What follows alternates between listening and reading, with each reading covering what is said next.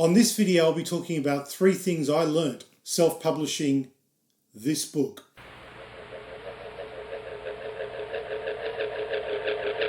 This is a video I've been wanting to do for a while to share some of the things that I learnt self-publishing a book. Now, like a lot of budding authors, I kind of had it in my head that the big challenge in writing a book was just the writing, that it was, the ideas and the drafts, and that was, if only I could kind of sit down long enough to pen 20, 30, 40, 50,000 words, then I'd have a book. But of course, the first thing that I really learned self-publishing a book is simply what a book really is. Now, when I think about a book now, I'd like you to imagine 3 circles, okay? Inside of each circle are 3 different sets of tasks that go into creating a book. There's writing, making, and selling. Now, writing a book, that's the obvious bit in a way.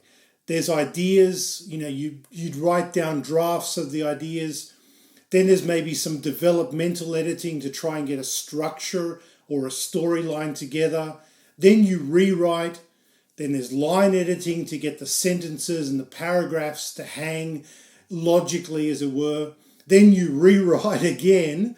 And then there's copy editing and proofreading until you get a kind of a final copy and text. But after that, you have to actually make the thing that you're going to sell, whether it's a physical product or a digital product. And making a book involves, the front matter, that stuff at the beginning, copyright notices, your rights as an author. It's also going to involve the cover copy, perhaps a biography about you, the stuff that's on the back, nice things that people have said about the book, some kind of attention-grabbing cover design. You need to compile all the drafts into a single document, lay them out and design them in a way that readers will be able to enjoy engaging with, format all that, and then ultimately upload it into whatever platform you're going to publish it on, whether it's creating a physical book or a digital book. But it doesn't end there, because you also have a whole other set of activities that are around selling the book. You need to find an audience, create a mailing list, create contact. You need to get people to review your book. You need to sit down for interviews, think about book launches.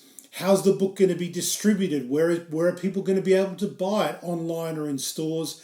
And what price are you going to have? Now, something that follows on from this was the second big thing that I learned, and that's that you really need a team. Yes, you really do need a team.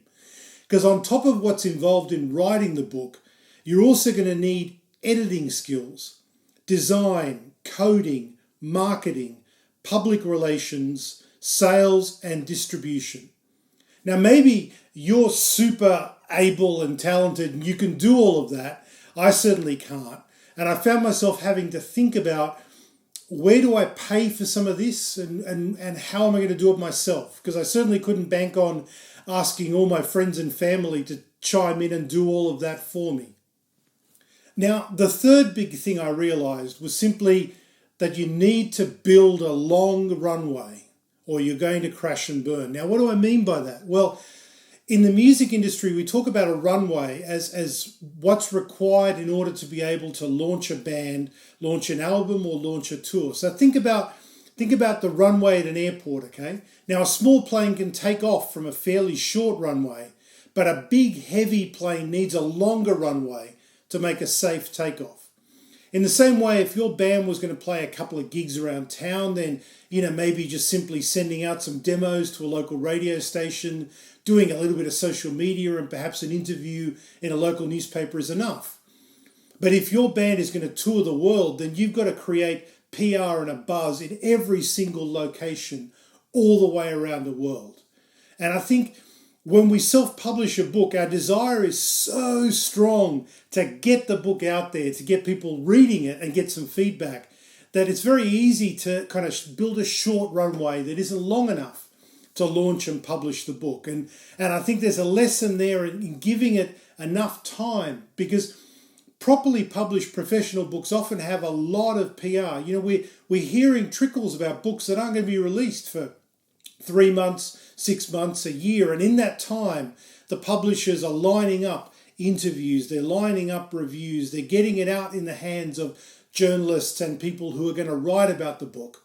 And that is able to build a pretty significant amount of momentum towards the launch. So reflecting on the process of writing the book, I found myself wondering, what do I wish I had more of? And the obvious answer might be to say, I wish I had more money to throw at the book. But actually, money really wasn't the problem. I think when I looked honestly within myself, the two things I wish I had more of were time and courage. I've sort of hinted at that talking about the runway. I think I rushed to launch the book. And the thing was that I spent 12, 18 months really focused on the book and talking about writing the book. But most of my audience don't really know me as an author. I mean, they know me as a blogger, I guess, but people know me for my photography. They know me to some extent for my music. They don't really know me as an author. And I probably should have done better to take the time to go back to that creative work I was well known for and rebuild the momentum once I'd written the book to create a little bit more enthusiasm. And I think time is one of those easy things to overlook in the rush to get the book out and get it in readers' hands. And I think the second thing is I wish I'd had a bit more courage. I think my marketing for the book, a lot of things around the way I talked about the book was safe. I think I played it safe. I played this is my first book project card a little bit too much. And I wish I'd been a little bit more aggressive, a little bit more rock and roll in my approach to the book and my talking about the book. But, you know, you live and you learn. And these are kind of the three big things that I've learned about writing a book. So I hope that you found that useful. I hope that you find these videos that I'm playing with at least a little bit interesting, if nothing else. If you've got any questions, leave me a comment. Please subscribe. Please like the videos. And please check out some of the other ones that I've seen. Thanks for your time.